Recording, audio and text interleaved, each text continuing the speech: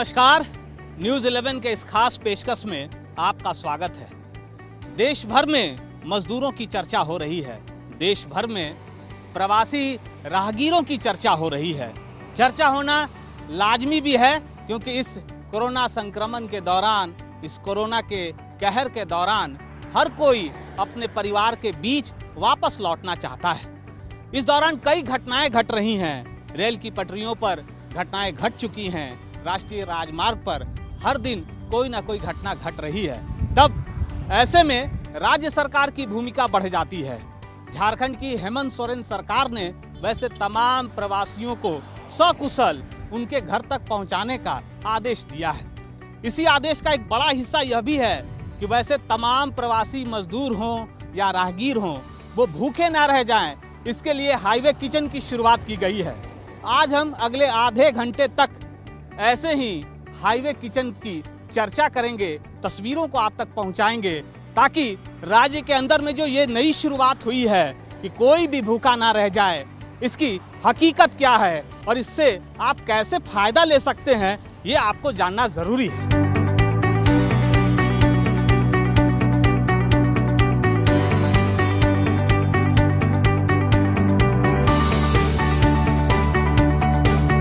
Highway kitchen की शुरुआत की गई है और उसकी पड़ताल भी जरूरी है कि हाईवे किचन कैसे रन कर रहा है, कैसे काम कर रहा है और क्या तैयारियां हैं। क्योंकि जैसे जैसे समय बढ़ेगा, घंटा बढ़ेगा, दिन चढ़ेगा, वैसे वैसे जो प्रवासी मजदूर हैं, राहगीर हैं, वो ऐसे हाईवे किचन में आकर भोजन करना चाहेंगे।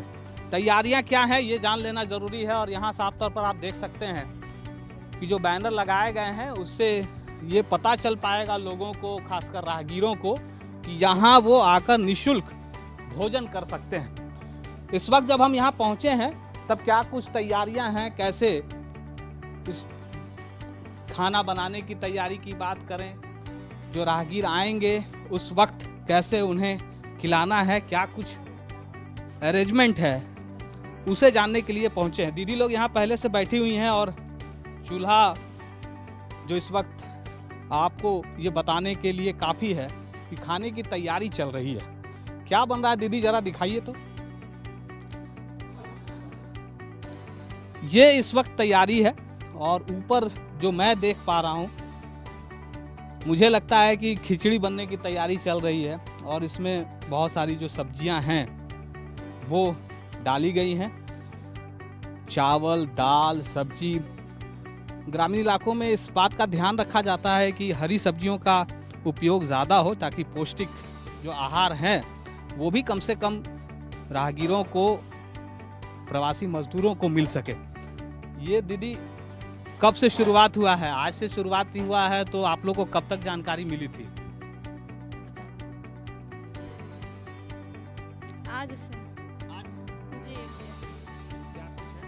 बताइए। तैयारी में हम लोग को यहाँ खाना बनाने के लिए बोला गया है। राहगीरों को जो पथ पर आ रहे हैं उनको रोक के खाना खिलवाना है और सही टाइम पे सही सबको जागरूक करना है कि कोई भूखा ना रहे। जो राही चल रहे हैं वो सब, बड़ा हो या छोटा हो, सभी को खाना खिलाना है। अच्छा दीदी, ये जो रास्ता है इस यहाँ से तो आप लोग प्रतिदिन देखते होंगे, इससे पहले भी जो मजदूर पैदल जा रहे थे, सभी होटलें बंद हैं, तो वो लोग तो भूखे रह जाते हैं। ऐसे में ये जो प्रयास है या शुरुआत है सरकार का, इससे कितना लाभ मिलेगा, आपको क्या लगता है?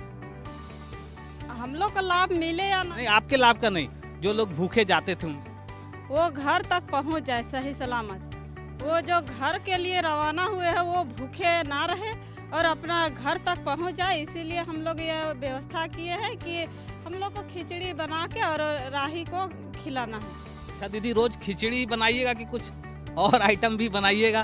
कुछ आदेश हुआ है ऐसा? हाँ सर, जैसे किसी दिन खिचड़ी बन, किसी दिन दाल भात बन, जैसा हम लोग सकेंगे अपने तरफ से, जो भी कम बेसी है गांव में जो भी उपलब्ध है उसी से हम लोग बनाएंगे। किसी दिन सागे भात बनाएंगे, किसी दिन दाल चोखा बनाएंगे, जैसे भी अपने उचित के अनुसार और जैसा हम लोग का व्यवस्था है हम लोग बनाएंगे। खिलाने के लिए क्या व्यवस्था रखे हैं? वो आपको पत्ता रखे हैं या थर्म जंगल का? वो बहुत शुद्ध भी होता है और उसमें कहीं कोई दिक्कत नहीं। जी जंगल का पत्ता है, करेंगे। कितना दीदी लोग हैं साथ में आप लोग? हम लोग तो 4 दीदी मिलके अभी कर रहे हैं और सोचते हैं कि 4 दीदी जो अभी कर रहे हैं वो अच्छा से बना के थी मजदूर लोग के खिलाएंगे। ऐसा हम लोग तो प्रयास कर रहे हैं और कोशिश जारी रखेंगे। जितने दिन तक लॉकडाउन रहे। बहुत अच्छी बात इन्होंने कही है और हमने इस कार्यक्रम की शुरुआत कर दी है और शुरुआत में हमने जैसा कि आपको दिखाया कि भोजन बनने की तैयारी जो प्रोसेस है वो सुबह से ही शुरू कर दी गई है और जैसे जैसे समय बढ़ेगा, दिन चढ़ेगा, खाना बनकर भी तैयार होगा और जो प्रवासी मजदूर हैं, राहगीर हैं, उन्हें भोजन भी कराया जाएगा क्योंकि एकमात्र लक्ष्य है झारखंड के अंदर कि कोई भी भूखा न रह जाए और अगर ऐसा होता है तो इसके लिए हम कसूरवार होंगे।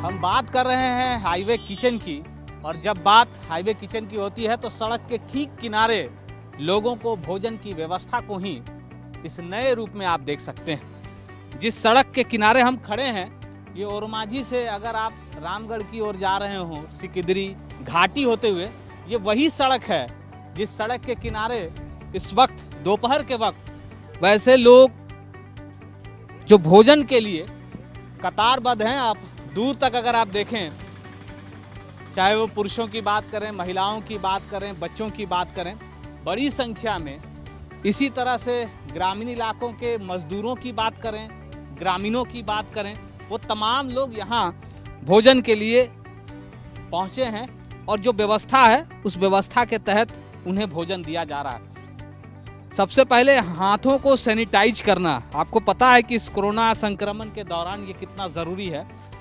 जो पहली दीदी है वो सभी के हाथ में इस सैनिटाइज़र को दे रही हैं और उसके बाद हाथों पर इसे तरीके से लगाने के बाद जो भोजन उनके लिए बनाया गया है वो परोसा जा रहा है। दीदी ये रोज आप लोग करती हैं, पहले सैनिटाइज कराती हैं? जी सर, कितना जरूरी है?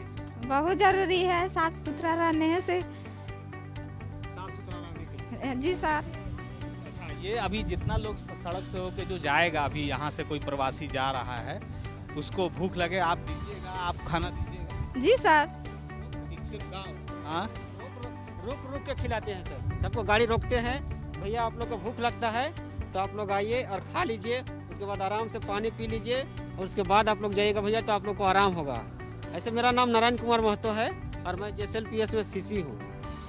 ये आप जो अभी इस वक्त ये कार्य कर रहे हैं, रोजाना कितने लोग इसी तरह खाना खा रहे हैं? और कल से नई व्यवस्था जो घोषणा की गई है आज सड़क किनारे, वैसे तमाम लोगों पर ज़्यादा फोकस कर। जी सर, अभी तो यहाँ पर जब से सेंटर चालू है सर, तब से कभी 160 होता है, कभी 165 होता है, कभी 70 होता है, मतलब 150 प्लस ही। और जब भैया लोग आते हैं तो एक गाड़ी में 60 को रहता है, 70 को रहता है, 65 को रहता है। मजदूर लोग? हाँ, मजदूर को वो सब अलग से रहते हैं।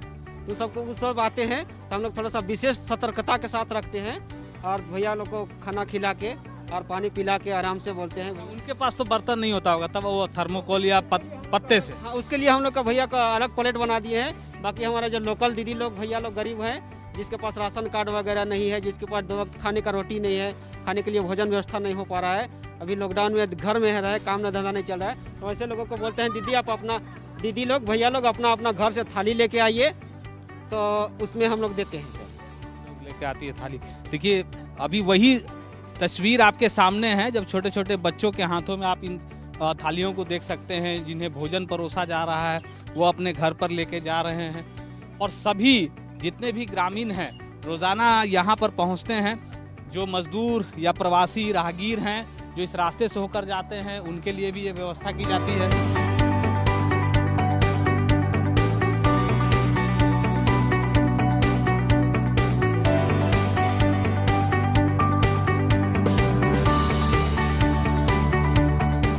जितने भी ग्रामीण महिलाओं की बात करें या बच्चों की बात करें, ठीक इसी तरह हाईवे किचन पर आपको ये नज़ारा देखने को मिलेगा। और सरकार ने जो व्यवस्था की है, या यूं कहें कि सरकार जो कह रही है उसे धरातल पर उतारने के लिए ऐसे ही दीदियों का सहयोग ज़रूरी है, जो सुबह आती हैं, इससे पहले जो हमने तस्वीरों के माध्यम से आपको दिखाया कि सुबह से ये प्रक्रिया शुरू हो जाती है और दोपहर होते होते सभी के लिए भोजन तैयार किया जाता है ताकि कोई भी भूखा न रह जाए।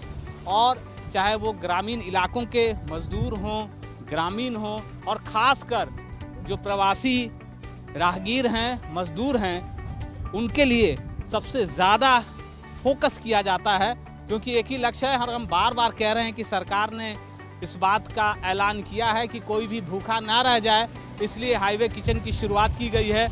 और दूसरी बात यह भी है कि अब आपको सड़कों पर बहुत ज़्यादा मजदूर या राहगीर नहीं दिखेंगे, क्योंकि ज़िला प्रशासन भी सतर्क है और वैसे मजदूरों को, राहगीरों को वाहनों के ज़रिए एक जगह से दूसरी जगह, मतलब जो उनके गंतव्य स्थान हैं, उनके गांव हैं, वहां तक पहुंचाने का कार्य चल रहा है। तस्वीरें अभी और भी बहुत कुछ हैं।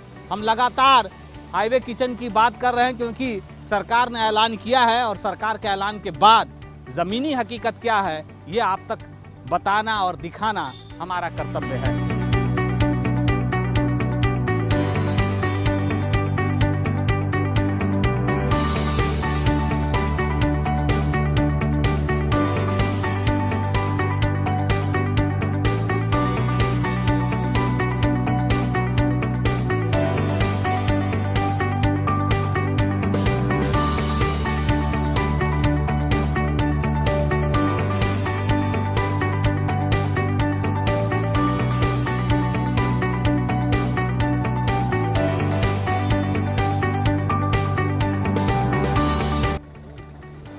हम बात लगातार हाईवे किचन की कर रहे हैं और इस वक्त ठीक राष्ट्रीय राजमार्ग के बगल में जो हाईवे किचन बनाया गया है, वहाँ जितने भी ऐसे प्रवासी मजदूर हैं, राहगीर हैं, उनका आना लगातार जारी है और उन्हें रोकने के बाद उनके जो भोजन की व्यवस्था की गई है वो उन्हें मुहैया कराई जा रही है।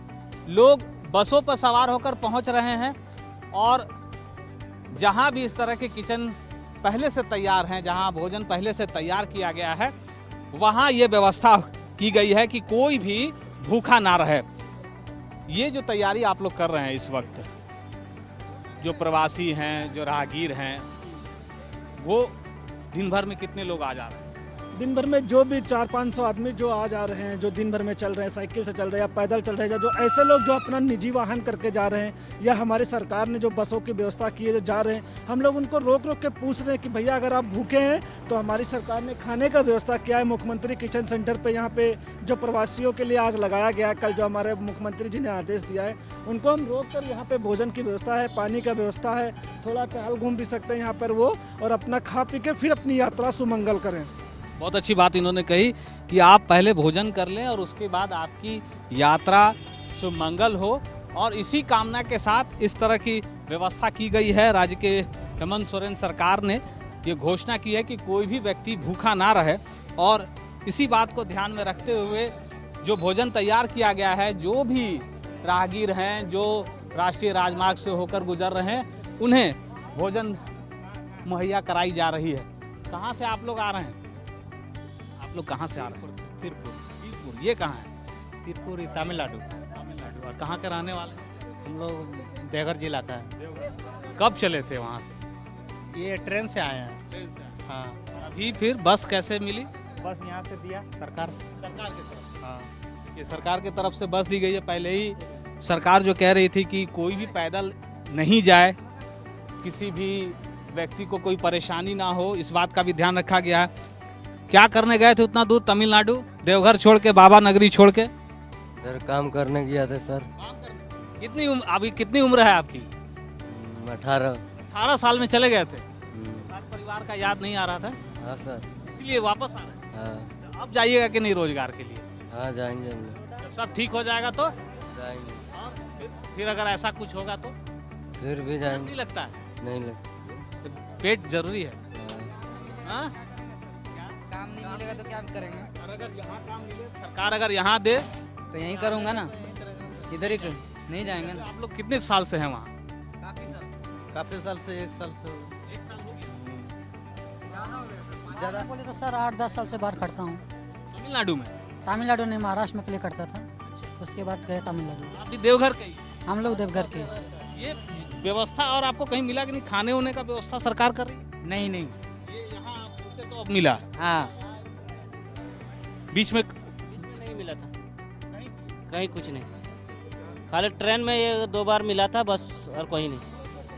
और इधर पूरा हैदराबाद पूरा व्यवस्था का खाना पीना सभी खिला रहा है। तमिलनाडु से आ रहे हैं, कर्नाटक जो शिवगढ़ है वहाँ से आ रहे हैं हम लोग। तो हम लोग का तो ट्रक से आए हैं, तो ट्रक से आए तो पूरा रास्ता में व्यवस्था किया सरकार, पूरा सभी खाना पीना दे रहा है, कोई दिक्कत नहीं। अगर अभी झारखंड में घुसे तो अब यहाँ खाना मिले। झारखंड में घुसे तो अभी इधर में पूरा व्यवस्था है, कोई दिक्कत नहीं हो रहा है, खाना पीना सब मिल रहा है। अच्छा भाई, हम ये जानना चाहेंगे कि क्या यहाँ उतना काम नहीं है, रोजगार नहीं है कि आप लोग बाहर जाते हैं काम करने के लिए? अगर यहाँ मिल जाए रोजगार तो जाएंगे? यहाँ अगर मिल गया तो फिर वहाँ बाहर जाने से कोई ज़रूरत नहीं, अपने परिवार के बीच रहें। अपना परिवार के साथ में रहेंगे, सब भी अपना अच्छा रहेगा, खुशी रहेगा, उतना दूर से कोई ज़रूरत ही नहीं है। अच्छी बात इन्होंने कही कि अगर घर पर ही रोजगार मिल जाए तो बाहर जाने की आवश्यकता नहीं है। और कोशिश यही हो रही है कि जब कोरोना का ये संक्रमण का दौर जब खत्म हो तो एक ऐसी व्यवस्था की जाए जिसमें राज्य के जो लोग हैं, जो प्रवासी हैं, उन्हें राज्य के अंदर ही रोजगार मिल सके। और इसके लिए भी कई योजनाएं शुरू की गई है, चाहे वो जल समृद्धि योजना की बात करें, नीलांबर पीतांबर योजना की बात करें, हो खेल योजना की बात करें। ये कुछ ऐसी योजनाएं हैं जिसके तहत ये कोशिश है कि कैसे आप राज्य के अंदर ही राज्य के लोगों को रोजगार दे सकते हैं। लेकिन हम बात हाईवे किचन की कर रहे हैं और ये उसका एक नज़ारा है जब ठीक मुख्य सड़क के किनारे इस तरह के हाईवे किचन के जरिए लोगों को भोजन मुहैया कराई जा रही है।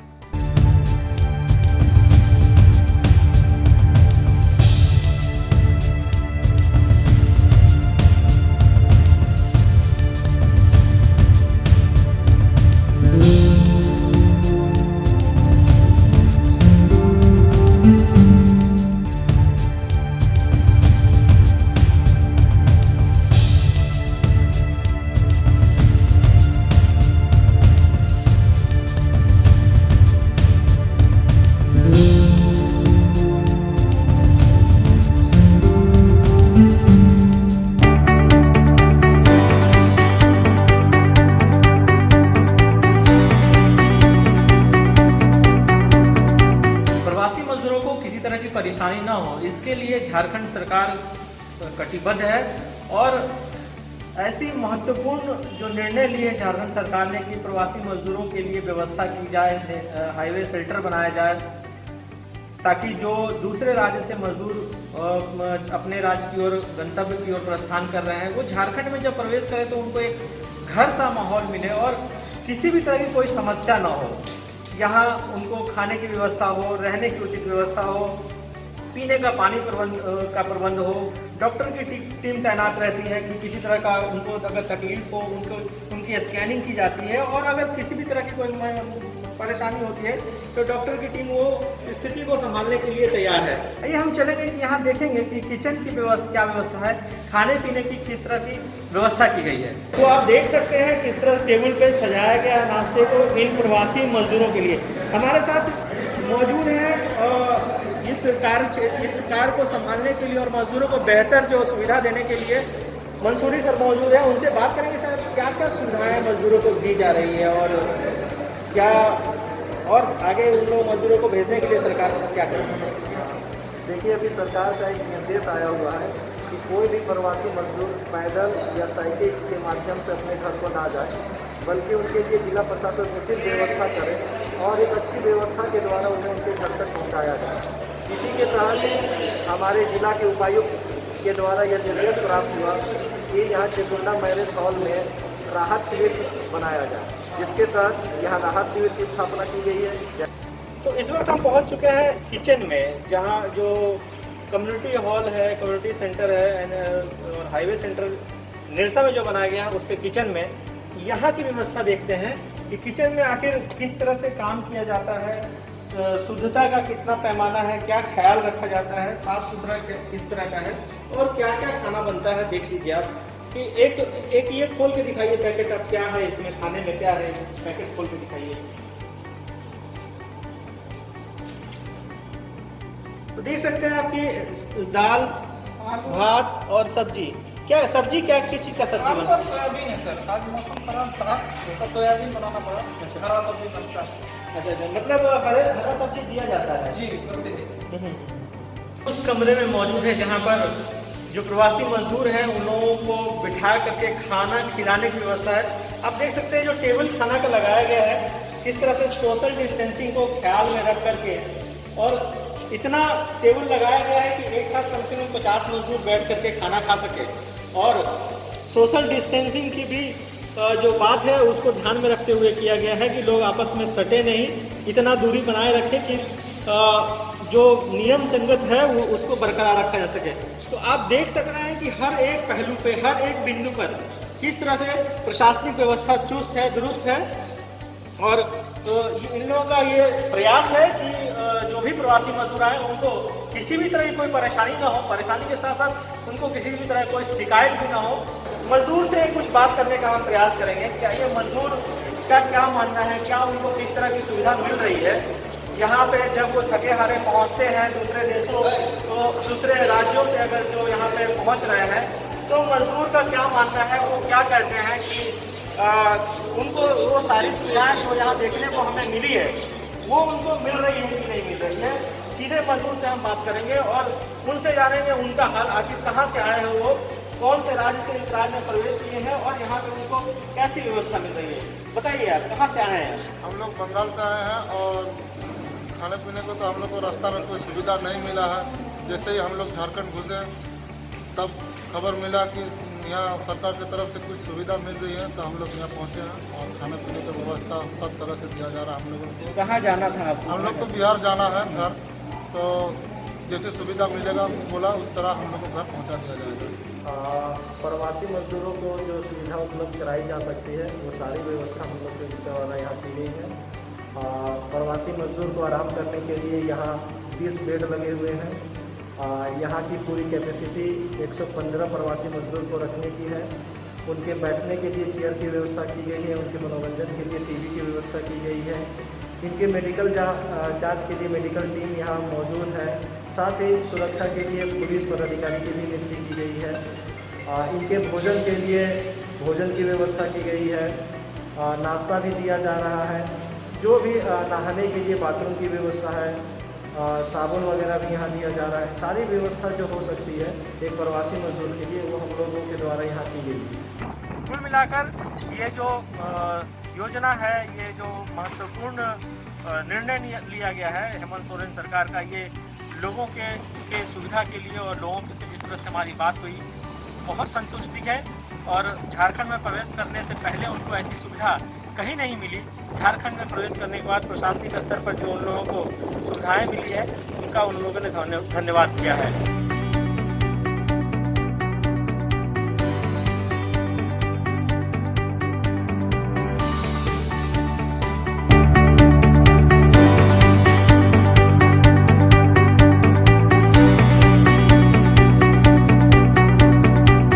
इस वक्त हम लोग देवघर दुमका मुख्य मार्ग पर हैं। देखिए ये जो रास्ता है ये देवघर की ओर जाता है और इधर से ये रास्ता जो है ये सीधे दुमका की ओर ये जाएगा। क्योंकि मौसम अल्फांस चक्रवाती तूफान का असर साफ दिख रहा है। इस इलाके में तेज हवा भी चल रही है, बारिश भी हो रही है। और हम लोग इस वक्त खड़े हैं कि यात्री शेड में यहाँ पर ये बनाया गया है किचन जो प्रवासी मजदूरों के लिए।